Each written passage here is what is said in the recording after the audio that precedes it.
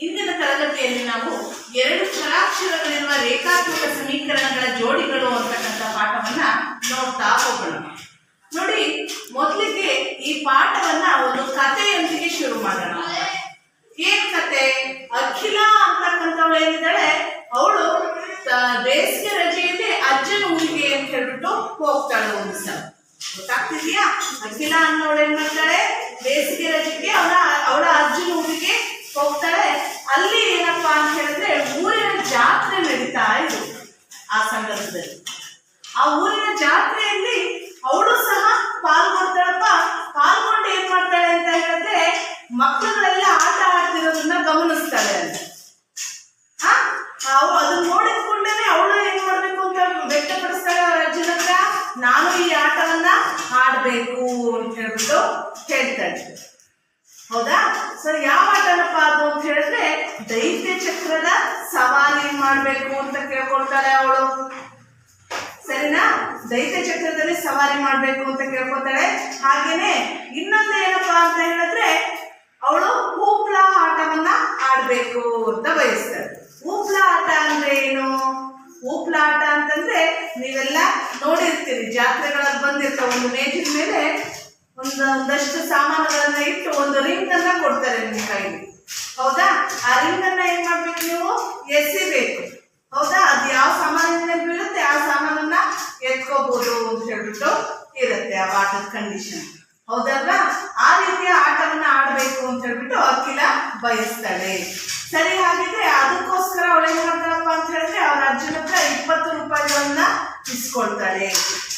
ಹಾಗಾದ್ರೆ ಅವಳು ದೈತ್ಯ ಚಕ್ರದಲ್ಲಿ ಸವಾರಿ ಮಾಡ್ತಕ್ಕಂತಹ ಸವಾರಿ ಮಾಡಿದ್ರೆ ಒಂದು ಸಲ ಸವಾರಿ ಮಾಡಿದ್ರೆ ಎಷ್ಟು ದುಡ್ಡು ಕೊಡ್ಬೇಕಪ್ಪ ಅವಳು ಅಂತ ಹೇಳಿದ್ರೆ 3 ರೂಪಾಯಿಗಳನ್ನ ಕೊಡ್ಬೇಕಾಗುತ್ತೆ. ತಿಳಿತಾ ಇದೆಯಾ? ಹಾಗೇನೆ ಆ ಹೂಪ್ಲಾ ಆಟವನ್ನ ಆಡಿದ್ರೆ ಒಂದು ಹೂಪ್ಲಾ ಆಟವನ್ನ ಆಡ್ಲಿಕ್ಕೆ ಅವಳು 4 ರೂಪಾಯಿಗಳನ್ನ ಪಾವತಿ ಮಾಡ್ಬೇಕಾಗುತ್ತೆ. ಅರ್ಥ ಆಗ್ತಿದೆ ಅಲ್ವಾ? ಸರಿ, ಹಾಗಿದ್ರೆ ಅವಳು ದೈತ್ಯ ಚಕ್ರದಲ್ಲಿ ಮಾಡಿರ್ತಕ್ಕಂತಹ ಸವಾರಿಗಳು ಹಾಗೂ ಹೂಪ್ಲಾ ಆಟ ಆಡಿದಂತಹ ಒಟ್ಟು ಆಟಗಳು ಏನಿದೆ ಅದೆಲ್ಲದಕ್ಕೂ ಸೇರಿ ಅವಳು 20 ರೂಪಾಯಿಗಳನ್ನ ಕೊಡ್ತಾಳೆ. ಹಾಗೆಯೇ ಈ ಹೂಪ್ಲಾ ಅಂತಕ್ಕಂಥ ಆಟ ಆಡಿದಾಗ ಅವಳು ಆ ಹೂಪ್ಲಾ ಆಟ ಆಡಿದ ಸಂಖ್ಯೆ ಏನಿದೆ ಅದು ದೈತ್ಯ ಚಕ್ರದಲ್ಲಿ ಮಾಡಿದ ಸವಾರಿಗಳ ಸಂಖ್ಯೆಯ ಅರ್ಧದಷ್ಟಿರುತ್ತೆ ಅಂತ ಹೇಳ್ತಾರೆ. ನೋಡಿ, ಅರ್ಥ ಆಯ್ತಾ ಇವಾಗ ನಾನು ಹೇಳಿದ ಕಥೆ ಒಂಚೂರು? ನೋಡಿ, ಈ ವಾಕ್ಯಗಳನ್ನ ತಗೊಂಡು ನಾವೇನ್ ಮಾಡ್ಬೇಕು, ಸಮೀಕರಣಗಳನ್ನ ರಚನೆ ಮಾಡ್ಬೇಕು. ತಿಳಿತಾ ಇದೆಯಾ? ಸೊ ಹಾಗಾದ್ರೆ ನೋಡಿ, ಮೊದಲಿಗೆ ನಾವು ಇಲ್ಲಿ ಹೂಪ್ಲಾ ಆಟ ಆಡಿದ್ದು ಹಾಗೆಯೇ ದೈತ್ಯ ಚಕ್ರದಲ್ಲಿ ಸವಾರಿ ಮಾಡಿದ ಸಂಖ್ಯೆಗಳನ್ನ ನಾವು ಎಕ್ಸ್ ಮತ್ತು ವೈ ಅಂತ ಹೇಳ್ಬಿಟ್ಟು ತಗೊಳ್ಳೋಣ. ಅರ್ಥ ಆಗ್ತಿದೆ ಅಲ್ವಾ? ಸೊ ನೋಡ್ಕೊಳ್ಳಿ. ಹಾಗಿದ್ರೆ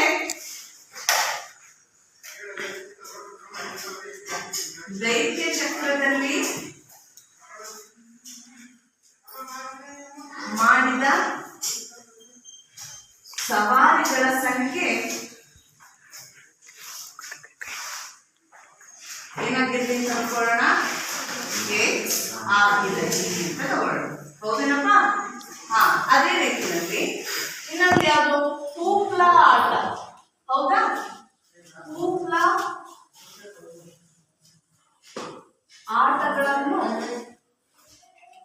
ಆಟವನ್ನು ಆಡಿದ ಸಂಖ್ಯೆಯು ಏನಾಗಿರಲಿ, ವೈ ಆಗಿರಲಿ.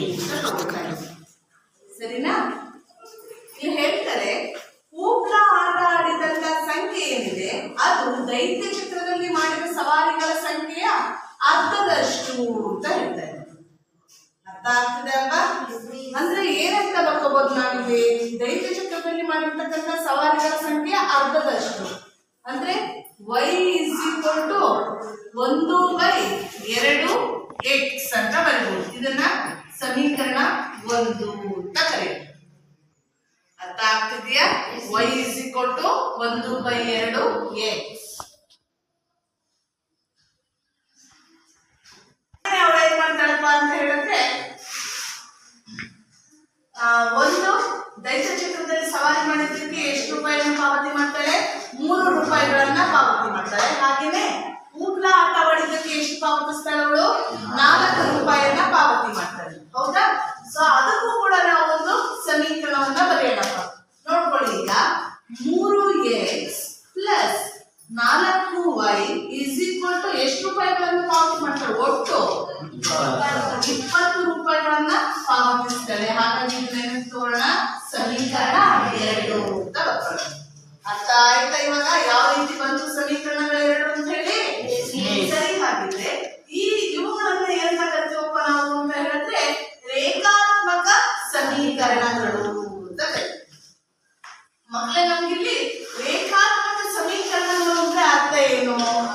ನಿಮ್ಗೆ 9ನೇ ತರಗತಿಯಲ್ಲೂ ಬಂದಿದೆಯಪ್ಪ ರೇಖಾತ್ಮಕ ಸಮೀಕರಣಗಳು ಅಂತ ಹೇಳ್ಬಿಟ್ಟು.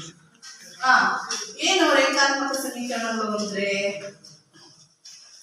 ಏನು ರೇಖಾತ್ಮಕ ಸಮೀಕರಣಗಳು ಅಂದ್ರೆ ಚರಾಕ್ಷರದ ಹೆಚ್ಚಿನ ಘಾತ 1 ಹೊಂದಿರುವ ಸಮೀಕರಣಗಳನ್ನ ಏನಂತ ನಾವು ರೇಖಾತ್ಮಕ ಸಮೀಕರಣಗಳು ಅಂತ ಹೇಳಿ. ಅರ್ಥ ಆಗ್ತಿದೆಯಾ? ಸರಿ, ಹಾಗಿದ್ರೆ ಇವುಗಳಿಗೆ ಒಂದು ಸಾಮಾನ್ಯ ರೂಪವನ್ನ ಬರೆಯೋದಾದ್ರೆ ನಾವು ಮಕ್ಕಳೇ ಯಾವ ರೀತಿ ಬರಿಬಹುದಪ್ಪ ಅಂತ ಹೇಳಿದ್ರೆ a1x plus b1y is equal to ಅಥವಾ a1x plus b1y plus c1 is equal to 0. ಅದೇ ರೀತಿ a2x plus b2y plus c2 is equal to 0. ಹೌದಾ? ಇದನ್ನ ನಾವೇನ್ ಹೇಳ್ತೀವಿ? ಎರಡು ಚರಾಕ್ಷರಗಳ ರೇಖಾತ್ಮಕ ಸಮೀಕರಣಗಳು, ಅವುಗಳ ಒಂದು ಸಾಮಾನ್ಯ ರೂಪ ಅಂತ ಹೇಳ್ತೀವಿ. ಅರ್ಥ ಆಗ್ತಿದೆ ಅಲ್ವಾ? ಇಲ್ಲಿ x ಮತ್ತೆ y ಅಂತಕ್ಕಂಥವೇನಿದ್ದಾವೆ ಇವು ಚರಾಕ್ಷರಗಳು. ಅರ್ಥ ಆಗ್ತಿದೆ ಅಲ್ವಾ?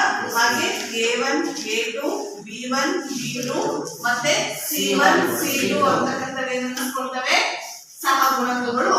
ಇಲ್ಲಿ c1 ಮತ್ತೆ c2 ಇದೆಯಲ್ಲ ಇದು ಸ್ಥಿರಾಂಕ ಅಂತ ಕರೆಸ್ಬೋದು. ಅರ್ಥ ಆಗ್ತಿದೆ ಅಲ್ವಾ? ಸರಿ, ಹಾಗಿದ್ರೆ ನೆಕ್ಸ್ಟ್ ನಾವೇನ್ ಮಾಡ್ಬೇಕಪ್ಪ ಈಗ ಅಂತ ಹೇಳಿದ್ರೆ ಈ ಎರಡು ಚರಾಕ್ಷರಗಳ ರೇಖಾತ್ಮಕ ಸಮೀಕರಣಗಳಿಗೆ ಪರಿಹಾರಗಳನ್ನ ಕಂಡುಹಿಡಿಬೇಕು. ಅವುಗಳನ್ನ ಬಿಡಿಸಿ ಚರಾಕ್ಷರಗಳ ಬೆಲೆಗಳನ್ನ ಕಂಡುಹಿಡಿಯಬೇಕು. ನಮ್ಮ ಮೇನ್ ಉದ್ದೇಶ ಇದ್ದದ್ದು. ಹೇಗೆ ಕಂಡುಹಿಡಿಯೋದು ನೋಡಿ, ನಮ್ಗೆ 2 ವಿಧಾನಗಳಿದೆ ಮಕ್ಕಳಿಗೆ. ಯಾವ್ದಪ್ಪ ಅಂತ ಹೇಳಿದ್ರೆ ಒಂದು ರೇಖಾಗಣಿತೀಯ ಪರಿಹಾರ ಅಂತ ಹೇಳ್ತೀವಿ, 2 ಪರಿಹಾರಗಳನ್ನ ನೋಡ್ಕೋಬಹುದು ನಾವು. ಇನ್ನೊಂದು ಬೀಜಗಣಿತೀಯ ಪರಿಹಾರ ಅಂತ ಹೇಳ್ಬಿಟ್ಟು ಹೇಳ್ತೀವಿ. ಅರ್ಥ ಆಗ್ತಿದೆ ಅಲ್ವಾ? ಮೊದಲನೇದಾಗಿ ಏನು ರೇಖಾಗಣಿತೀಯ ಪರಿಹಾರ, ಹಾಗೆ ಇನ್ನೊಂದು ಬೀಜಗಣಿತೀಯ ಪರಿಹಾರ. ಸರಿ, ಹಾಗಿದ್ರೆ ನಾವು ಮೊದಲಿಗೆ ಬೀಜಗಣಿತೀಯ ಪರಿಹಾರವನ್ನ ಬಳಸಿ ಯಾವ ರೀತಿ ಲೆಕ್ಕಗಳನ್ನ ಬಿಡಿಸ್ತಾ ಹೋಗ್ಬೋದು ಅಂತಕ್ಕಂಥದನ್ನ ತಿಳ್ಕೊಳ್ಳೋಣ ಇವಾಗ. ಅರ್ಥ ಆಗ್ತಿದೆ ಅಲ್ವಾ? ಓಕೆ.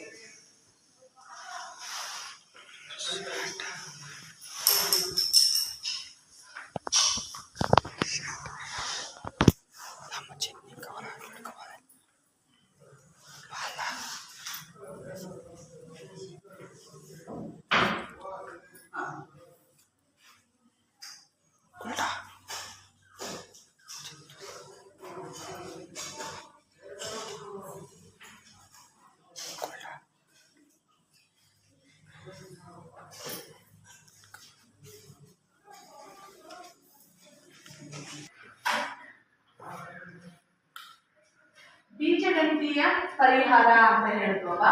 ಸೊ ನೋಡಿ, ನಮ್ಗೆ ಬೀಜಗಣಿತೀಯ ಪರಿಹಾರ ಅಂತ ಹೇಳಿ ನೋಡಿದಾಗ a1 by a2 is not equal to b1 by b2 ಆದಾಗ ಅಂತ ಹೇಳಿ. a1 by a2 is not equal to b1 by b2. ನೋಡಿ, ಅವಾಗ ಅದನ್ನ ನಕ್ಷೆಯಲ್ಲಿ ಪ್ರತಿನಿಧಿಸಿದಾಗ ನಾವು ಯಾವ ರೀತಿ ಬರುತ್ತಪ್ಪ ನಮ್ಗೆ ನಕ್ಷೆ ಅಂತ ಹೇಳಿದ್ರೆ 2 ಸರಳ ರೇಖೆಗಳು ಪರಸ್ಪರ ಒಂದು ಬಿಂದುವಿನಲ್ಲಿ ಛೇದಿಸುತ್ತವೆ ಅಂತ ಹೇಳಿ. ಅರ್ಥ ಆಗ್ತಿದೆಯಾ? ಅದೇ ರೀತಿಯಲ್ಲಿ ಅದಕ್ಕೆ ಬೀಜಗಣಿತೀಯ ಪರಿಹಾರ ಏನ್ ಬರುತ್ತಪ್ಪ ನಮ್ಗೆ ಅಂತ ಹೇಳಿದ್ರೆ ಅವಾಗ ಅನನ್ಯ ಪರಿಹಾರ ಅಥವಾ ಏಕೈಕ ಪರಿಹಾರ ಅಂತಲೂ ಹೇಳ್ತೀವಿ. ಹಾಗೇನೆ ಅದರ ಸ್ಥಿರತೆಯನ್ನು ನೋಡೋದಾದ್ರೆ ಅವೆರಡು ಎಂತ ಜೋಡಿಗಳಾಗಿರ್ತಾವಪ್ಪ ಅಂತ ಹೇಳಿದ್ರೆ ಸ್ಥಿರ ಜೋಡಿಗಳು ಅಂತ ಹೇಳಿ.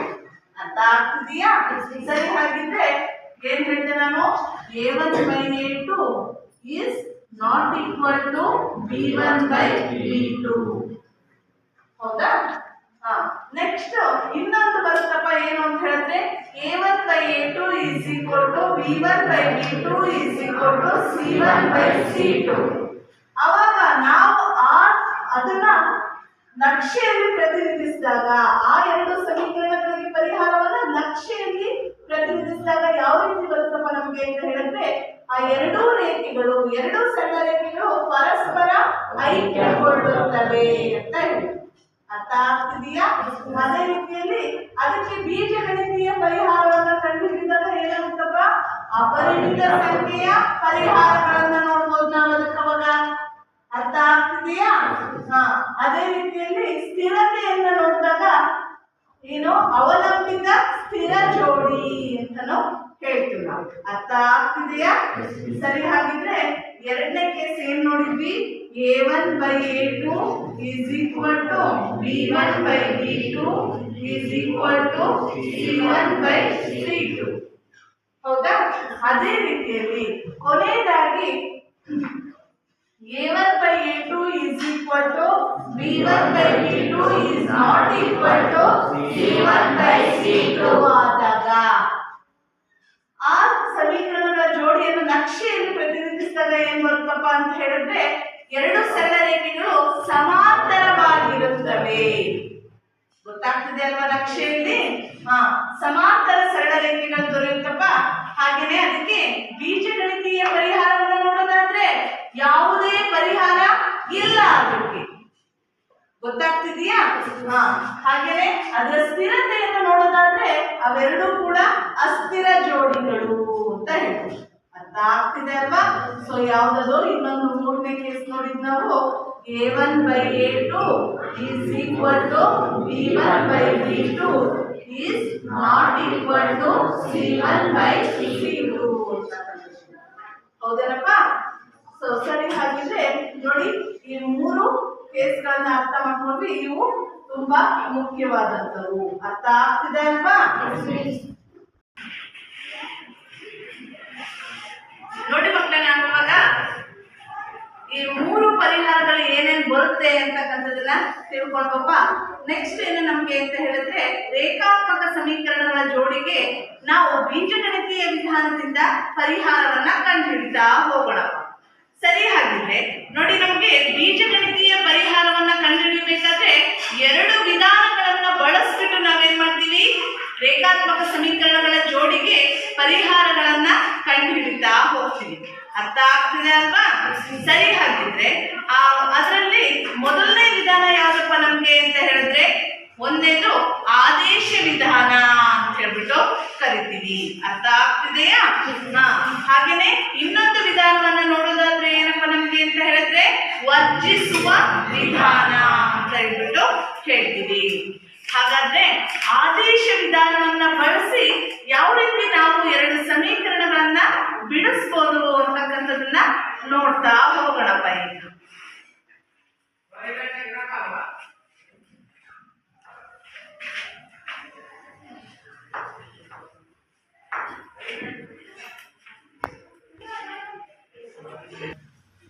ನೋಡಿ ಮಕ್ಕಳೇ, ಇಲ್ಲಿ ಆದೇಶ ವಿಧಾನವನ್ನ ಬಳಸಿ ಮೊದಲಿಗೆ ನಾವು ಈ ಎರಡು ರೇಖಾತ್ಮಕ ಸಮೀಕರಣಗಳ ಜೋಡಿಗೆ ಪರಿಹಾರವನ್ನ ಕಂಡುಹಿಡಿಯೋಣ.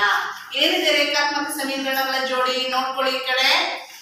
ಮೊದಲನೇ ಸಮೀಕರಣ 7x - 15y = 2 ಅಂತ ಇದೆ. ಹೌದಾ? ಅದೇ ರೀತಿಯಲ್ಲಿ x + 2y = 3 ಅಂತ ಎರಡನೇ ಸಮೀಕರಣ ಇದೆ. ಅರ್ಥ ಆಗ್ತಿದೆ ಅಲ್ವಾ? ಸರಿ, ಹಾಗಿದ್ರೆ ಈ ಎರಡು ಸಮೀಕರಣಗಳನ್ನ ನಾವು ಆದೇಶ ವಿಧಾನವನ್ನ ಬಳಸಿ ಬಿಡಿಸಬೇಕಾಗುತ್ತೆ. ಹೌದಾ? ಹಾಗಾದ್ರೆ ಇವೆರಡರಲ್ಲಿ ಯಾವ್ದಾದ್ರೂ ಒಂದು ಸಮೀಕರಣವನ್ನ ತಗೊಂಡು ಅದರಲ್ಲಿ x ಗಾಗ್ಲಿ ಇಲ್ಲ y ಗಾಗ್ಲಿ ನಾವೇನ್ ಮಾಡ್ಬೇಕು? ಬೆಲೆಯನ್ನ ಆದೇಶ ಮಾಡ್ಬೇಕಾಗುತ್ತೆ.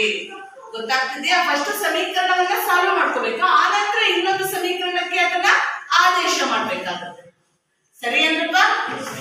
ಸೊ ನೋಡ್ಕೊಳ್ಳಿ, ಈಗ ನಾನು ಎರಡನೇ ಸಮೀಕರಣವನ್ನ ತಗೊಳ್ತೀನಿ. ಇಲ್ಲಿ ಸಮೀಕರಣ 1 ಇದನ್ನ ಸಮೀಕರಣ 2 ಅಂತ ಕರೆಯೋಣ. ಸಮೀಕರಣ 2 ತಗೊಂಡ್ರೆ x + 2y = 3. ಹೌದೇನಪ್ಪ? ನಾನೇನ್ ಮಾಡ್ತೀನಿ? ಈ ಸಮೀಕರಣವನ್ನ x ಗೆ ಬದಲಾಯಿಸಿ ಬರ್ಕೊಳ್ತೀನಿ. ಅರ್ಥ ಆಗ್ತಿದೆಯಾ? ನೋಡ್ಕೊಳ್ಳಿ ಈ ಕಡೆ x = 3 ಈ +2y ನ ಬಲಭಾಗಕ್ಕೆ ಕಳಿಸೋಣ. ಏನಾಗುತ್ತೆ? -2y. ಹೌದೇನಪ್ಪ? ಸರಿ, ಹಾಗಿದ್ರೆ x ಗೆ ಒಂದು ಬೆಲೆ ಬಂತು ಮಕ್ಕಳೇ. ನಮ್ಗೆ ಎಷ್ಟು ಬಂದಿದೆ? 3 - 2y. ಈ 3 - 2y ಅಂತಕ್ಕಂಥದ್ದು ಏನಿದೆ ಇದನ್ನ ತಗೊಂಡಾಗ ಏನ್ ಮಾಡೋಣ? ನಾವು ಸಮೀಕರಣ 1ರಲ್ಲಿ ಆದೇಶ ಮಾಡಬೇಕು. ಸಮೀಕರಣ ಒಂದರಲ್ಲಿ ಆದೇಶ ಮಾಡೋಣ. ಏನು x = 3 - 2y ಅನ್ನು ಸಮೀಕರಣ ಒಂದರಲ್ಲಿ ಆದೇಶಿಸಿದಾಗ ಅಂತ ಬರ್ತೀನಪ್ಪ.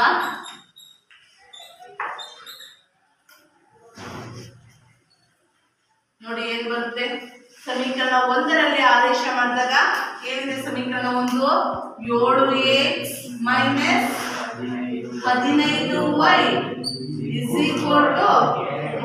2. ಹೌದೇನಪ್ಪ?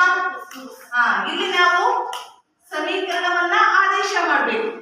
ಅರ್ಥ ಆಗ್ತಿದೆಯಾ? x ನ ಬೆಲೆ ಏನ್ ಬಂದಿದೆ ಇಲ್ಲಿ, 3 - 2y ಅಂದ್ರೆ 7 ಇಂಟು x ಜಾಗಕ್ಕೆ ಆದೇಶ ಮಾಡ್ಕೊಳ್ಳೋಣ. 3 - 2y ಮೈನಸ್ 15y = 2. ಸರಿ ಏನಪ್ಪ? ನೆಕ್ಸ್ಟ್ ನೋಡಿ, 7ರಿಂದ 3 - 2y ಏನ್ ಮಾಡ್ಬೇಕು, ಈಗ ಗುಣಿಸ್ಬೇಕು. ಹೌದಾ? 7 3 21 plus into minus minus 7 into 2y minus 14y. ಹೌದೇನಪ್ಪ? ಮೈನಸ್ ಇನ್ನೇನಿದೆ 15y = 2. ಸರಿ ಏನಪ್ಪ? 21 ಮೈನಸ್ 14y ಮೈನಸ್ 15y ಏನ್ ಮಾಡ್ಬೇಕು ಇವೆರಡನ್ನು ಈಗ? ಮೈನಸ್ 14y ಮೈನಸ್ 15y ಎರಡನ್ನು ಕೂಡಬೇಕು. ಎಷ್ಟು ಬರ್ತಪ್ಪ? Minus 29y. ಅರ್ಥ ಆಗ್ತಿದೆಯಾ? ಸೊ ಮೈನಸ್ 29y = 2 ಹೇಗಿದೆಯೋ ಹಾಗೆ ಬರುತ್ತೆ. ಸರಿನಾ? ಈಗ ನೋಡಿ, ಮೈನಸ್ 29y ಮಾತ್ರ ಎಡಭಾಗದಲ್ಲಿ ಇಟ್ಕೊಂಡು ಇನ್ನು ಉಳಿದಿದ್ದನ್ನೆಲ್ಲ ಬಲಭಾಗಕ್ಕೆ ಹಾಕೊಂಡ್ಬಿಡೋಣ. ಏನಿದೆ 2 ಈ ಪ್ಲಸ್ 21 ಆ ಕಡೆ ತಗೊಂಡೋಗೋಣ. ಏನಾಗುತ್ತೆ? ಮೈನಸ್ 29. ಸರಿ ಏನ್ರಪ್ಪ? ಮೈನಸ್ 29y ಪ್ಲಸ್ 2 ಮೈನಸ್ 21 ಏನ್ ಮಾಡ್ಬೇಕು? ಕಳಿಬೇಕು. ಹೌದಾ? ಯಾವ್ದ್ರಿಂದ ಯಾವ್ದನ್ನ ಕಳಿಬೇಕು? ಮೈನಸ್ 21ರಿಂದ ಪ್ಲಸ್ 2ನ್ನ ಕಳಿಬೇಕು. ಸೊ ಮೈನಸ್ 21ರಿಂದ ಪ್ಲಸ್ 2 ಕಳೆದ್ರೆ ಎಷ್ಟು ಬರುತ್ತೆ ನಮ್ಗೆ? ಮೈನಸ್ 19. ಹೌದು, ಮೈನಸ್ 19. ಸರಿ, ಹಾಗಿದ್ರೆ ನೋಡಿ ಎರಡು ಕಡೆ ಮೈನಸ್ ಮೈನಸ್ ಕ್ಯಾನ್ಸಲ್ ಆಗುತ್ತೆ ಮಕ್ಕಳೇ ನಮ್ಗೆ. ಸೊ y ಏನಿತ್ತು ನಾವು 19 ಡಿವೈಡೆಡ್ ಬೈ 29. ಸೊ y ಗೆ ಒಂದು ಬೆಲೆ ಸಿಕ್ತಾ? ಎಷ್ಟು ಬಂದಿದೆ? 19 ಡಿವೈಡೆಡ್ ಬೈ 29. ಸೊ ನೆಕ್ಸ್ಟ್ ಈಗ y ಬೆಲೆಯನ್ನ ಬಳಸ್ಕೊಂಡು ನಾವೇನ್ ಮಾಡೋಣ? x ನ ಬೆಲೆಯನ್ನ ಕಂಡುಹಿಡಿಯೋಣ. ಏನಿದೆ x ಗೆ? x = 3 - 2y. ಸೊ ಇದರಲ್ಲಿ y ನ ಬೆಲೆಯನ್ನ ಸಬ್ಸ್ಟಿಟ್ಯೂಟ್ ಮಾಡೋಣ. 3 - 2y x = 3 - 2 ಇಂಟು y ಬೆಲೆ ಎಷ್ಟು ಬಂದಿದೆಯಪ್ಪ? 19 ಡಿವೈಡೆಡ್ ಬೈ 29. 19/29. ಸರಿನಾ? ನೆಕ್ಸ್ಟ್ ನೋಡಿ, x = 3 - 19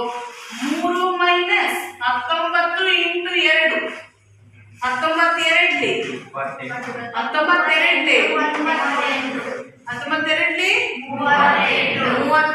38. ಹೌದು, 38 ಡಿವೈಡೆಡ್ ಬೈ ಎಷ್ಟಪ್ಪ? 29. ಸರಿನಾ?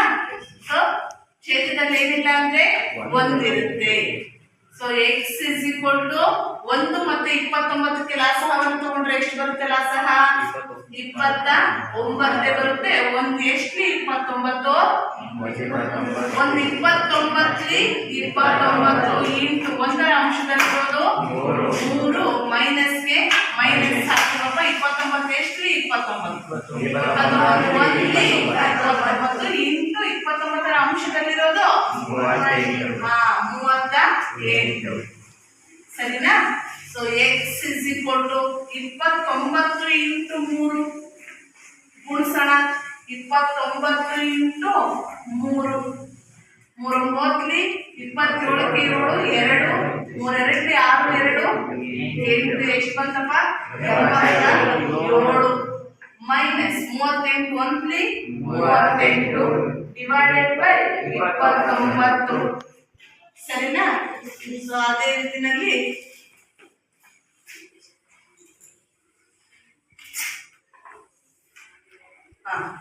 X is equal to 87 minus 38 ಅಂದ್ರೆ 87ರಲ್ಲಿ 38ನ್ನ ಕಳಿಬೇಕು. ಎಷ್ಟು ಬರುತ್ತೆ 87ರಲ್ಲಿ 38ನ್ನ ಕಳಿಯೋಣಪ್ಪ. 17ರಲ್ಲಿ 8 ಹೋದ್ರೆ 9 ಪಕ್ಕದಿಂದ ಒಂದಷ್ಟು ಕೊಟ್ಟೆ 7 ಆಗಿದೆ. 7ರಲ್ಲಿ 3 ಹೋದ್ರೆ 4 ಎಷ್ಟು ಬಂತು 49. ಸೊ 49 ಡಿವೈಡೆಡ್ ಬೈ 29 ಅರ್ಥ ಆಯ್ತಾ ಇದು. ಸೊ ನಮಗಿಲ್ಲಿ ವೈ ಬೆಲೆ ಮತ್ತು ಎಕ್ಸ್ ನ ಬೆಲೆ ಎರಡೂ ಕೂಡ ಬಂದಿದೆ. ಗೊತ್ತಾಗ್ತದೆ ಅಲ್ವಾ. ನೋಡಿ, ಒಂದು ಆದೇಶ ವಿಧಾನದಿಂದ ಸಮೀಕರಣವನ್ನ ಬಿಡಿಸೋದು ಅಂತಂದ್ರೆ ಈ ರೀತಿಯಾಗಿ ನಾವು ಸಮೀಕರಣವನ್ನ ಬಿಡಿಸಬೇಕಾಗುತ್ತೆ. ಸೊ ನೆಕ್ಸ್ಟ್ ಏನ್ ಮಾಡೋಣಪ್ಪ ಅಂತ ಹೇಳಿದ್ರೆ ನಿಮ್ಗೆ ಒಂದು ಉದಾಹರಣೆ ಲೆಕ್ಕವನ್ನ ಕೊಡ್ತೀನಿ ಮಕ್ಕಳೇ. ನಾನು ಅದನ್ನು ಏನ್ ಮಾಡ್ಬೇಕಾಗುತ್ತೆ, ನೀವು ಇಲ್ಲಿ ಬಂದು ಬಿಡಿಸ್ಬೇಕಾಗುತ್ತೆ.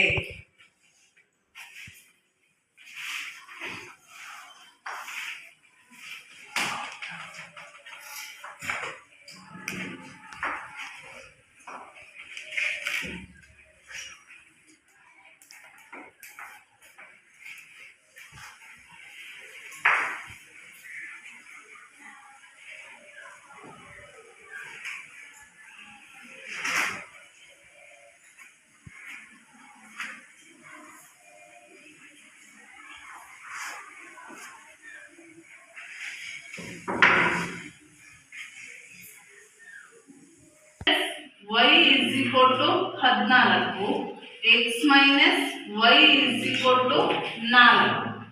ಈ ಸಮೀಕರಣವನ್ನ ಆದೇಶ ವಿಧಾನವನ್ನು ಬಳಸಿ ಬಿಡಿಸಿ ಬರಲಿ ಮಾಡಿ. ನೀವು ಎಲ್ಲರೂ ಮಾಡ್ತಾ ಇರ್ಬೇಕು.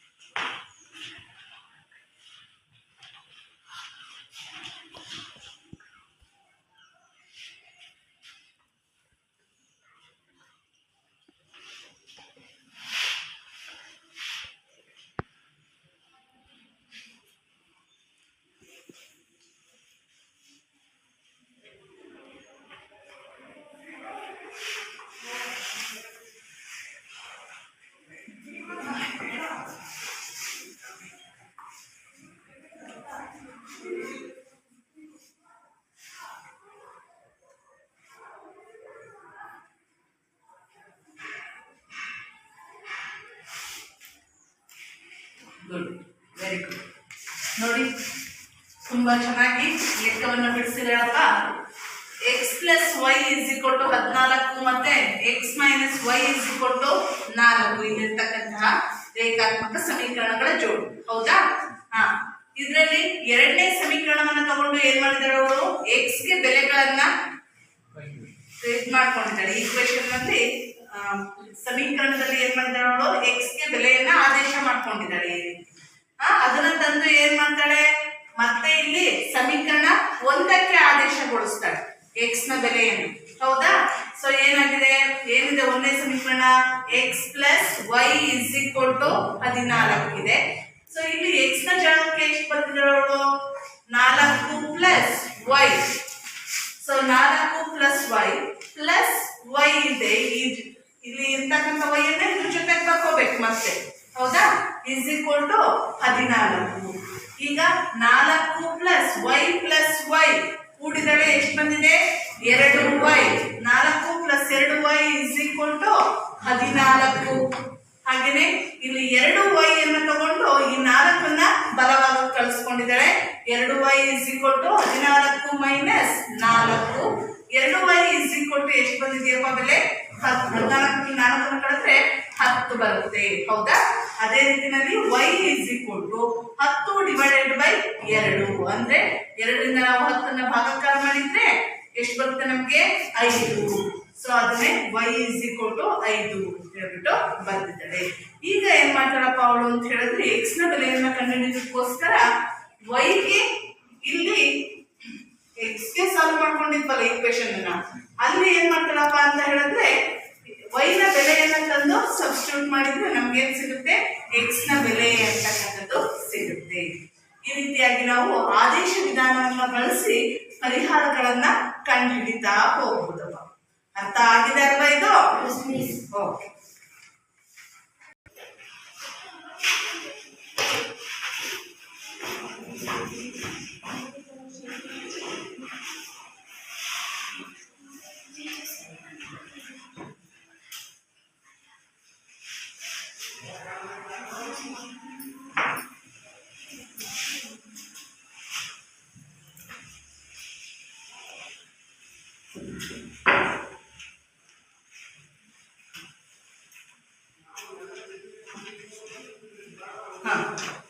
ನೋಡಿ ಮಕ್ಕಳೇ, ನಾವು ಇವತ್ತಿನ ತರಗತಿಯಲ್ಲಿ ಏನನ್ನ ಕಲ್ತ್ಕೊಂಡ್ವಪ್ಪ ಅಂತ ಹೇಳಿದ್ರೆ, 2 ಚರಾಕ್ಷರಗಳಿರುವ ರೇಖಾತ್ಮಕ ಸಮೀಕರಣಗಳ ಜೋಡಿಗಳು ಅಂತಕ್ಕಂಥ ಪಾಠದಲ್ಲಿ ನಾವು ಬೀಜಗಣಿತೀಯ ಪರಿಹಾರವನ್ನ ಬಳಸಿ, ಹಾಗೆ ಅದರಲ್ಲಿ ಆದೇಶ ವಿಧಾನದಿಂದ ಯಾವ ರೀತಿ ನಾವು ಲೆಕ್ಕಗಳನ್ನ ಬಿಡಿಸಿ ಎಕ್ಸ್ ಮತ್ತು ವೈ ಗಳ ಬೆಲೆಗಳನ್ನ ಕಂಡು ಹಿಡಿಬಹುದು ಅಂತಕ್ಕಂಥದನ್ನ ನೋಡಿದ್ವಿ. ಅರ್ಥ ಆಗಿದೆ ಅಲ್ವಾ ಇವತ್ತಿನ ತರಗತಿದು? ಹಾಗಾದ್ರೆ ಈ ಆದೇಶ ವಿಧಾನವನ್ನ ಬಳಸಿ ಯಾವ ರೀತಿ ನಾವು ಲೆಕ್ಕಗಳನ್ನ ಬಿಡಿಸ್ಬೋದು ಅಂತಕ್ಕಂಥದನ್ನ ಕಲ್ತಿದ್ದೀವಪ್ಪ. ಹೌದಾ? ಇದ್ರ ನೆಕ್ಸ್ಟ್ ಆದೇಶ ವಿಧಾನದಿಂದ ಲೆಕ್ಕಗಳನ್ನ ಬಿಡಿಸೋದನ್ನ ಕಲ್ತಿದ್ವಿ. ನೆಕ್ಸ್ಟ್ ಏನ್ ಮಾಡ್ಬೇಕು ಅಂತ ಹೇಳಿದೆ, ಇದರಲ್ಲಿ ಮನೆ ಕೆಲಸಗಳನ್ನ ಕೊಡ್ತೀನಿ ಅಂತ ತಿಳಿಸ್ತೀನಪ್ಪ. ಈ ಆದೇಶ ವಿಧಾನದ ಆಧಾರಿತವಾದಂತಹ ಕೆಲವು ಲೆಕ್ಕಗಳನ್ನ ಕೊಡ್ತೀನಿ ಮನೆ ಕೆಲಸವಾಗಿ, ಅವುಗಳನ್ನ ನಾಳೆ ಬರ್ತಾ ಮಾಡ್ಕೊಂಡು ಬನ್ನಿ.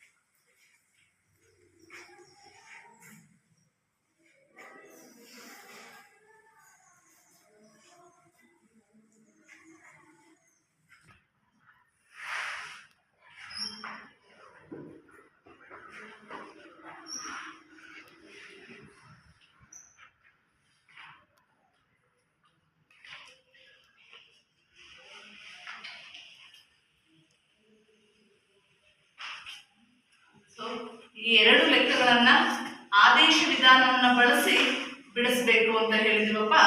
ಸೊ ಈ ಲೆಕ್ಕಗಳನ್ನು ನಾಳೆ ಬರ್ತಾ ನೀವೇನ್ ಮಾಡ್ಬೇಕಾಗುತ್ತೆ, ಮಾಡ್ಕೊಂಡು ಬನ್ನಿ. ಇಲ್ಲಿಗೆ ಈ ತರಗತಿಯನ್ನ ಮುಕ್ತಾಯ ಮಾಡೋಣಪ್ಪ. ಧನ್ಯವಾದಗಳು. ಮುಂದಿನ ತರಗತಿಯಲ್ಲಿ ನಾವು ವರ್ಜಿಸುವ ವಿಧಾನ, ಬೀಜಗಣಿತೀಯ ಪರಿಹಾರವಾದಂತಹ ವರ್ಜಿಸುವ ವಿಧಾನವನ್ನು ಬಳಸಿ ಯಾವ ರೀತಿ ಅದಕ್ಕೆ ಪರಿಹಾರಗಳನ್ನ ಕಂಡುಹಿಡಿಬಹುದು, ರೇಖಾತ್ಮಕ ಸಮೀಕರಣಗಳ ಜೋಡಿಗೆ ಅಂತಕ್ಕಂಥದ್ದನ್ನ ನೋಡ್ತಾ ಹೋಗೋಣ. ಧನ್ಯವಾದಗಳು.